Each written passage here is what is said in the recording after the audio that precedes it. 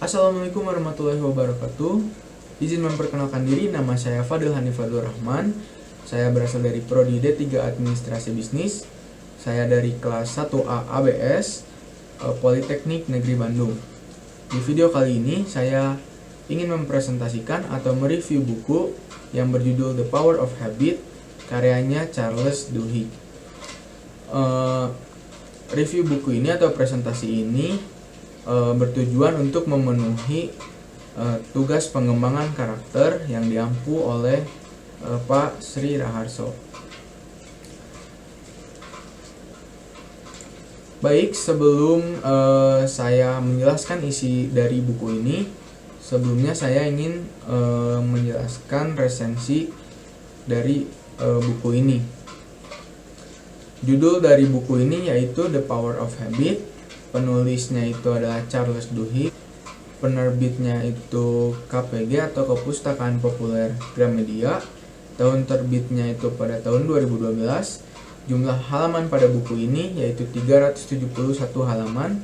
Jenis bukunya itu adalah non-fiksi, motivasi, bahasa atau terjemahannya Indonesia. Nah, baik, ada pepatah yaitu jika tak kenal maka tak sayang. Jadi sebelum kita mengetahui lebih dalam isi dari buku ini, sebaiknya kita mengetahui biografi sang penulis terlebih dahulu. Baik, di sini saya akan menjelaskan sedikit tentang biografi penulisnya. Nah, biografi penulis ini yaitu Charles Duhigg, lahir pada tahun 1974 di New Mexico, Amerika. Ia adalah seorang jurnalis dan penulis non-fiksi asal Amerika. Ia lulus dari Universitas Yale dan memperoleh gelar Master of Business Administration dari Harvard Business School. Dia adalah seorang reporter untuk The New York Times dan saat ini dia menulis untuk The New Yorker Magazine dan merupakan penulis dari dua buku tentang kebiasaan dan produktivitas. Kedua buku ini, yang pertama yang berjudul The Power of Habit, Why We Do What We Do in Life, yang sekarang saya akan bahas, dan Business and Smarter, Faster, Better. Pada tahun 2013, Duhigg adalah penerima Pulitzer Prize for Explanatory Reporting untuk serangkaian 10 artikel tentang praktik bisnis Apple dan perusahaan teknologi lainnya. Baik, setelah kita mengetahui siapa yang menulis buku ini, selanjutnya saya akan menjelaskan dari mana sih awal ide atau munculnya buku The Power of Habit ini dari seorang Charles Duhigg ini. Jadi pada awalnya buku ini tercipta datang dari sebuah keresahan penulis itu sendiri, yaitu Charles Duhigg, yang tidak bisa mengalahkan keinginan dia sendiri untuk makan cookies di kantin kantor tempat dia bekerja. Jadi dia merasa bahwa semua itu menjadi sebuah kebiasaan buat dirinya. Dari situlah ia penasaran bahwa apa itu kebiasaan, bagaimana kebiasaan itu terbentuk, dan hasil penelitian dia tertuang pada akhirnya dalam buku yang ia tulis yang berjudul The Power of Habit ini. Jadi sebenarnya pada awalnya itu dari hal yang sangat simpel ya, dari Charles Duhigg yang tidak bisa mengalahkan keinginan ia sendiri untuk memakan cookies di kantin kantor tempat ia bekerja. Dari situlah muncul keresahan yang mendorong dirinya akhirnya untuk membuat buku The Power of Habit ini. Baik, setelah kita mengetahui siapa orangnya dan bagaimana awalnya ide untuk membuat buku ini, kita langsung saja ke topik bahasan dari buku ini atau isi dari buku ini. Nah, topik atau bahasan dari buku ini sebenarnya ada 3 bab yang sangat penting. Yang pertama itu adalah the habit loop atau bagaimana kebiasaan itu bekerja. Yang kedua itu The Craving Brain, bagaimana menciptakan kebiasaan baru. Dan yang ketiga itu The Golden Rule of Habit Change, mengapa perubahan itu terjadi. Baik, langsung saja ke pembahasan topik yang pertama, yaitu The Habit Loop. Di sini saya akan langsung aja ke penerapannya agar lebih paham. Di sini ada dua kisah. Yang pertama saya akan menjelaskan dulu kisah Eugene Pauli. Jadi pada awal mulanya pada buku ini itu menceritakan seorang laki-laki yang bernama Eugene Pauli. Nah, dia itu menderita semacam penyakit virus yang namanya encephalitis virus.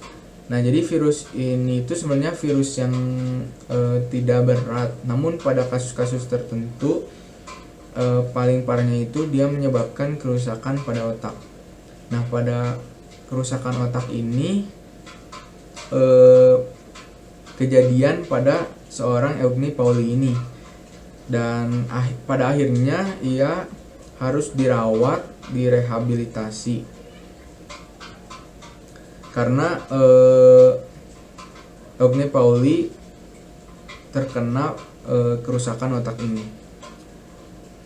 Nah, karena Eugene Pauli ini harus direhabilitasi, ia tidak bisa mengingat hal-hal baru dalam hidupnya sampai sebelum dia terkena virus ini. Nah, pada akhirnya itu dokter menyadari jika dia itu tidak bisa mengingat nama perawat, nama dokter yang merawat dia sehari-hari, dan nama rumah sakit yang ia direhabilitasi ini.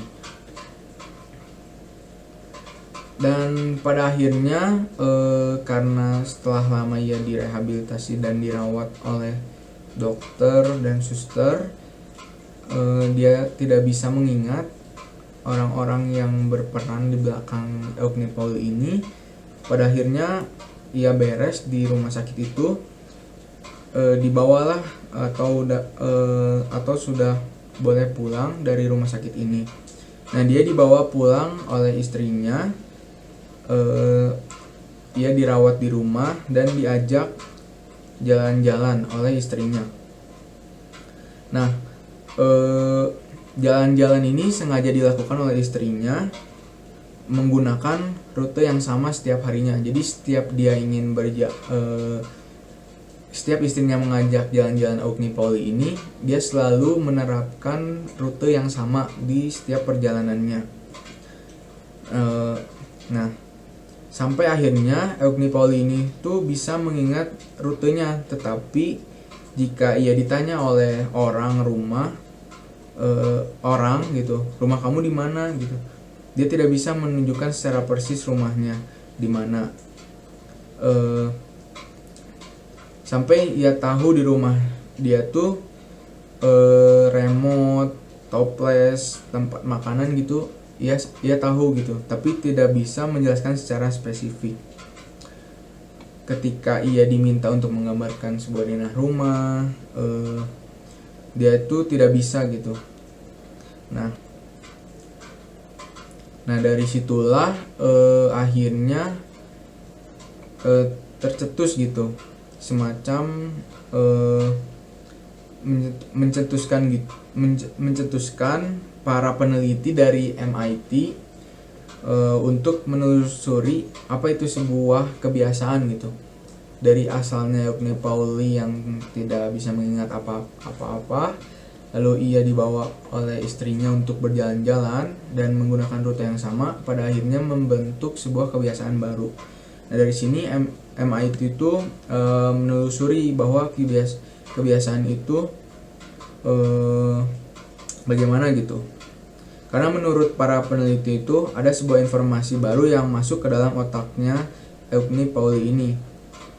Karena sebelumnya oleh dokter itu sudah divonis bahwa dia tidak bisa mengingat dalam waktu yang cepat gitu, tapi memerlukan waktu yang lebih banyak lagi. Tapi hal-hal ini menciptakan hal-hal baru gitu setelah dia divonis penyakit tersebut. Itu seperti sebuah kebiasaan baru.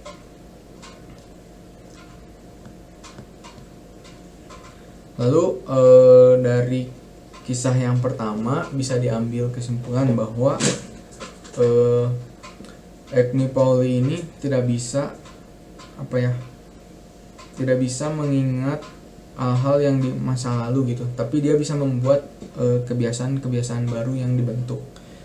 Nah, yang kedua itu adalah kisah percobaan tikus. Nah, dari kisah Agni Pauli ini MIT akhirnya menelusuri lebih lanjut dengan percobaan penerawangan gitu. Peneliti dari MIT itu melakukan percobaan menggunakan mikroteknologis seperti memakai otak tikus gitu ya. Nah, mereka itu seperti digambar membuat sebuah jalur T seperti yang ada di gambar. Sebuah tikus ada penghalangnya, lalu ada dua tujuan gitu. Yang satu itu ada coklat dan yang satu kosong gitu. Nah, pada awalnya itu seorang peneliti membuat percobaan kepada tikus ini dengan yang pertama, ketika ia membuka penghalang tikus ini, otomatis tikus berjalan untuk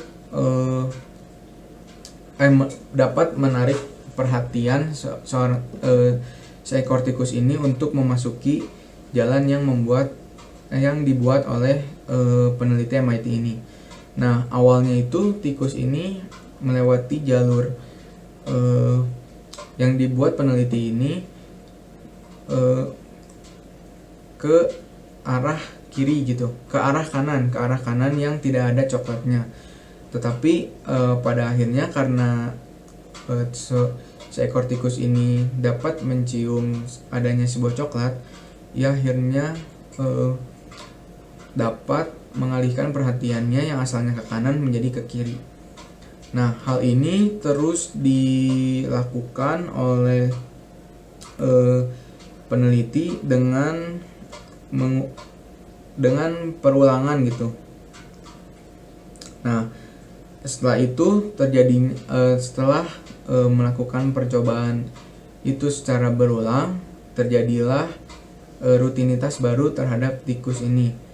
Yang asalnya tikus ini kebingungan untuk mencari coklat itu di mana, karena sebuah kebiasaan, karena sebuah pengulangan yang dilakukan oleh peneliti, akhirnya ketika penghalang dibuka oleh peneliti, menciptakan sebuah ketertarikan tikus untuk melewati penghalang tersebut. Otomatis tikus berpikir dan sudah mengetahui bahwa jalurnya itu pasti ke kiri. Nah,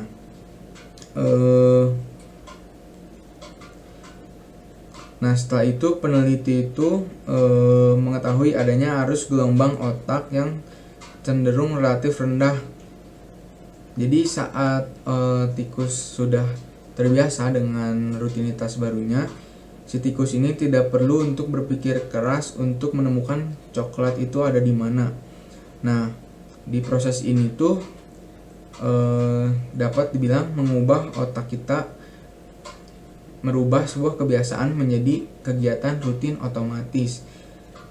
Kegiatan rutin otomatis inilah akar dari sebuah kebiasaan itu. Jadi yang awalnya tikus ini sulit untuk menemukan sebuah coklat, pada akhirnya tikus ini tidak perlu berpikir keras gitu. Jadi sudah tertanam di otaknya bahwa coklat itu berada di kiri posisinya. Baik, kita lanjut saja. Nah, proses pembentukan kebiasaan. Jadi proses pembentukan kebiasaan itu ada 3.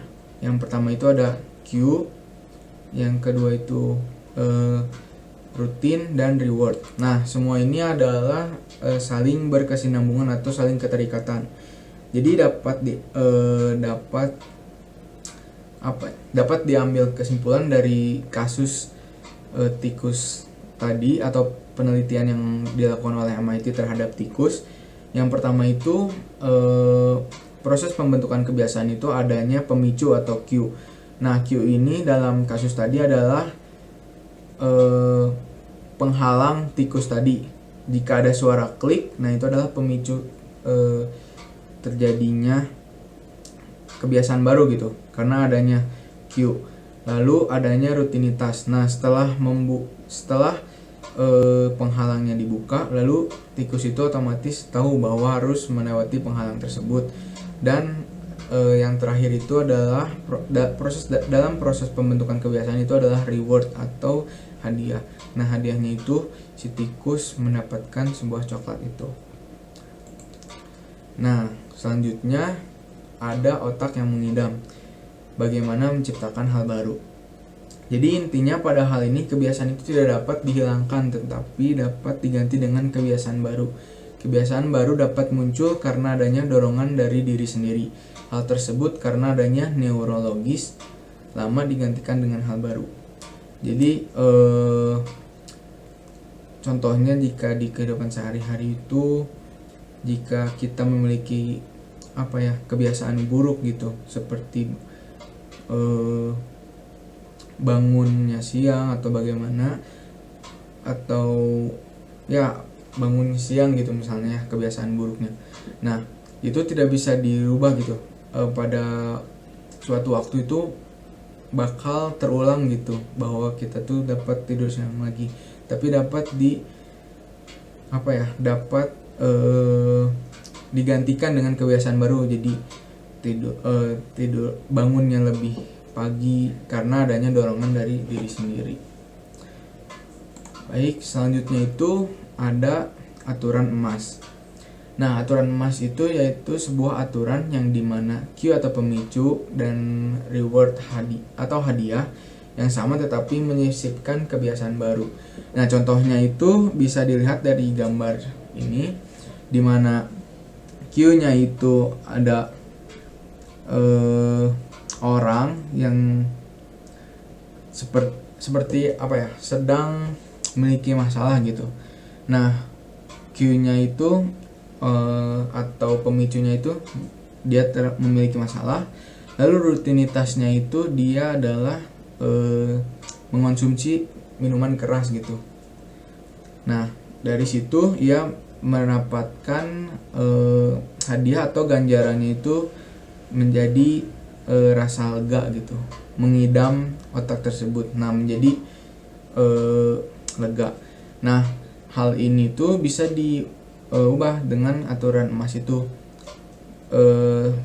Si pemicunya itu sama dan hadiahnya itu sama. Pemicunya itu adalah dia memiliki masalah, lalu hadiahnya itu dia merasa tenang gitu, lega. Nah, di sini tuh yang dirubah adalah si rutinitasnya tadi. Nah, yang asalnya itu mengonsumsi minuman-minuman keras atau alkohol dirubah menjadi berdiskusi dengan teman, sahabat untuk menemukan solusi dari masalahnya. Nah, itu adalah aturan emas. Nah, yang selanjutnya itu kita langsung saja ke topik pembahasan dari buku ini, atau pembahasan yang kedua dari bab buku ini, yaitu The Craving Brain, bagaimana menciptakan kebiasaan baru. Baik, di sini saya akan langsung aja kepada kasus atau kisah yang mana terjadi pada Pepsodent dan Hopkins. Jadi bagaimana menciptakan kebiasaan baru ini terbentuk pada awal 1900-an. Ada seorang eksekutif yang bernama Hopkins. Ia ditawari oleh temannya untuk memasarkan produk pasta gigi berbusa dengan rasa mint, yang sekarang kita kenal dengan nama Pepsodent. Nah, dari situ Hopkins ditawari oleh temannya untuk memasarkan sebuah pasta gigi ini. Tetapi awalnya ia merasa pesimis karena dia berpikir bahwa tidak mungkin, karena dulu kebiasaan menggosok gigi tanpa pasta gigi saja di Amerika itu masih sangat kecil gitu. Nah, sampai akhirnya dia berpikir apa nih yang harus dilakukan oleh Hopkins ini untuk bisa memasarkan produk ini. Dan pada akhirnya dia ternyata setelah 5 tahun Pepsodent dipasarkan, Hopkins termasuk salah satu orang yang dibutuhkan di Amerika. Hopkins adalah orang yang memasarkan produk Pepsodent ini, yang dimana Pepsodent setelah 5 tahun adalah produk yang sangat dibutuhkan di Amerika. Nah, yang dilakukan Hopkins ini adalah menciptakan keinginan yang kuat. Nah, si Hopkins ini mengajak orang untuk menggosokkan lidah ke giginya. Jika gigi seorang itu terasa licin, maka gigi orang tersebut jelek gitu. Nah, di sini Hopkins mengajak untuk mempraktekkan jika giginya terasa licin, ada lapisan yang membuat merusak gigi. Setelah itu ia mengajak jika misalnya ada lapisan yang licin itu adalah giginya tidak sehat gitu. Nah, setelah itu ia mengajak bahwa dengan gigi yang sehat itu senyum akan menjadi lebih bagus, lebih cantik, dan lebih sehat gitu. Nah, pada iklannya itu Hopkins mengajak orang untuk mengusapkan lidahnya. Jadi pada intinya Hopkins itu menggunakan cara bagaimana caranya biar si produk Pepsodent ini bisa booming gitu di Amerika. Nah, caranya itu dengan menciptakan kebiasaan baru ini, dengan ia mengajak warga Amerika untuk yang pertama menciptakan cue-nya itu. Dia mengajak jika orang Amerika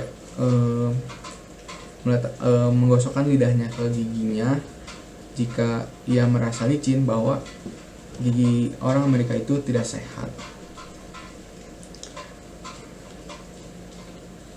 Nah, setelah itu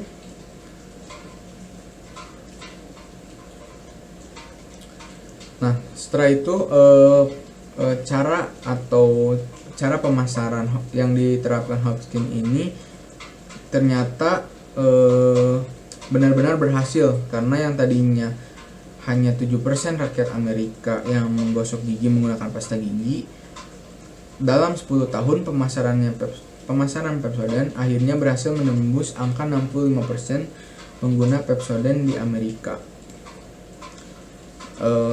Jadi dalam waktu 10 tahun dia bisa menciptakan kebiasaan baru gitu ya.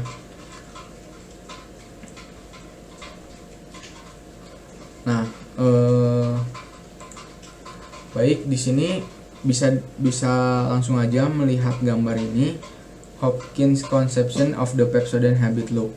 Jadi cue-nya tadi adalah Hopkins memperhatikan gigi atau problem atau masalah gigi dari rakyat Amerika. Jika lidahnya digosokkan ke giginya ternyata licin, berarti giginya tidak sehat. Lalu dia menciptakan rutinitas dengan menggosok gigi dengan pasta Pepsodent gitu.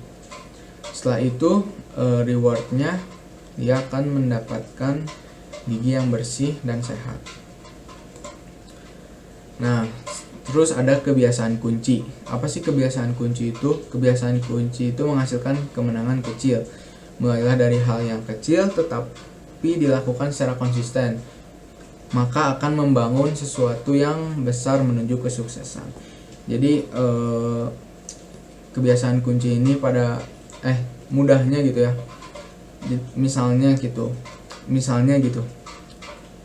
Jika kita ingin memulai sebuah rutinitas baru, mulai dari hal kecil, misalnya dari contohnya itu seperti berolahraga gitu. Nah, berolahraga misalnya untuk berlari gitu. Misalnya sehari cukup 1 keliling lapangan tetapi dilakukan secara konsisten. Itu adalah kebiasaan kunci. Lalu ada kekuatan tekad. Nah, penelitian menunjukkan kekuatan tekad merupakan satu-satunya kebiasaan kunci paling penting bagi keberhasilan individu. Ketika tekad menjadi kuat, segalanya akan tersentuh. Jadi intinya jika kita ingin memiliki kebiasaan baru gitu ya, khususnya. Nah, di sini tekad harus menjadi paling penting gitu. Karena ketika kita memiliki tekad yang kuat bahwa memiliki kebiasaan baru yang lebih baik itu akan lebih mudah gitu, akan segera tercapai untuk keberhasilan juga. Nah, di sini selanjutnya ada kekuatan krisis. Kekuatan krisis itu terbagi dua menjadi tantangan dan kesempatan. Nah, contohnya itu dalam buku ini dijelaskan sebuah kisah, yaitu seorang perawat dalam sebuah rumah sakit, hubungannya dengan dokter gitu. Nah, perawat di sini tidak merasa nyaman gitu, tidak merasa kerjanya itu senang gitu, karena di sini adanya tuntutan dari seorang dokter tersebut. Jadi saat si suster ini melakukan tugas-tugasnya di rumah sakit gitu, nah di sini tidak bisa mengikuti kehendak yang ia ingin gitu, pasti ada perintah dokter gitu. Nah, di sini itu muncullah kekuatan krisis, di mana yang pertama itu ada tantangan itu adalah ketidaknyamanannya si suster ini terhadap apa yang dilakukan dokternya gitu, dokter yang ada di rumah sakit gitu. Emang pekerjaannya, tetapi waktu dan hal yang dilakukan tidak bisa sekehendak suster, harus mengikuti dokter. Nah, yang kedua itu ada kesempatan. Nah, kekuatan krisis ini adanya kesempatan gitu. Di saat suster-suster ini, jadi dalam kisah buku ini, ketika kekuatan krisis ini jatuh pada kesempatan, maka suster ini bisa dapat menciptakan kebiasaan baru gitu. Nah, ketika kebiasaan baru ini apa? Kebiasaan baru ini memiliki kebijakan-kebijakan baru dari rumah sakit tersebut. Nah, selanjutnya kita langsung aja ke topik yang terakhir. Itu di sini ada the golden rule of habit change. Mengapa perubahan itu terjadi? Kebiasaan terjadi. Nah, di sini langsung aja pada kasus juga, yaitu boycott bus Montgomery. Jadi di sini itu pada dasarnya terjadi pada seorang tokoh yang sangat berpengaruh gitu ya, yaitu Rosa Parks, yang lahir di Tuskegee, Alabama 4 Februari 1913 dan ia wafat pada tanggal 24 Oktober 2005. Ia adalah seorang aktivis hak asasi Afro-Amerika yang disebutkan oleh Kongres Amerika Serikat sebagai ibu pergerakan hak asasi manusia modern. Pada tanggal 1 Desember 1955, Parks menjadi terkenal setelah menolak mematuhi perintah sopir bus James Blake untuk memberikan kursinya agar seluruh ruangan hanya untuk penumpang kulit putih. Aksi ketidakpatuhan ini memulai boykot bus Montgomery yang merupakan salah satu pergerakan terbesar melawan pemisahan ras. Tindakannya tersebut dianggap melawan peraturan segregasi ras di kotanya, karena berdasarkan peraturan kota tahun 1955, warga Afrika wajib duduk di bagian belakang bus dan harus memberikan tempat duduknya kepada warga berkulit putih jika bagian depan bus sudah terisi penuh. Di bawah kepemimpinan Martin Luther King Jr. dimulai gerakan memboikot bus kota yang dimulai pada tanggal 5 Desember 1955. Jadi maksud dari boikot bus Montgomery pada mengapa perubahan terjadi, yaitu awalnya pasti terpacu pada 3 proses itu, karena adanya Q atau pemicunya itu. Nah, jadi Rosa Parks ini dia adalah pionir dalam pemisahan ras ini.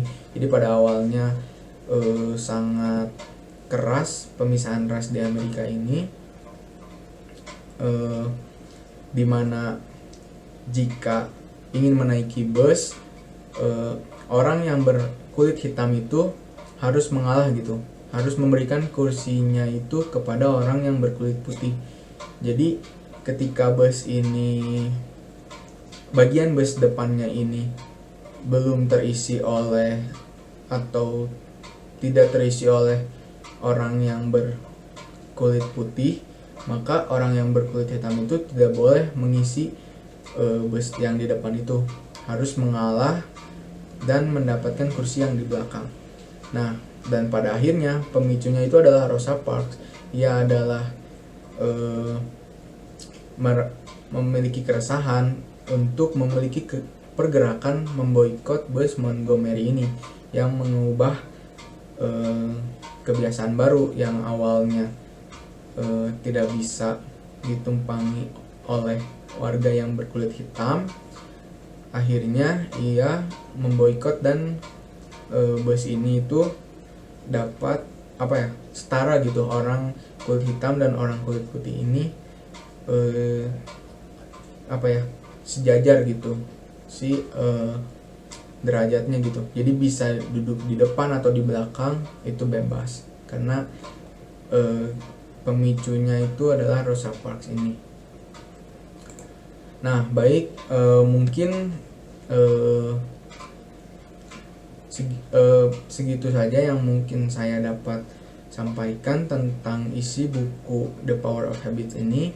Jadi dari ketiga isi poin penting dari buku ini terdapat kesimpulan, yaitu yang pertama ada 3 proses penting pada kebiasaan dalam otak kita, yaitu tanda, rutinitas, lalu hadiah. Jadi dalam 3 poin penting tadi itu sebenarnya menggunakan tiga proses kebiasaan ini dari setiap kasus dan kejadian yang terjadi pada buku ini selalu menggunakan proses 3 ini, yaitu tanda, rutinitas, hadiah.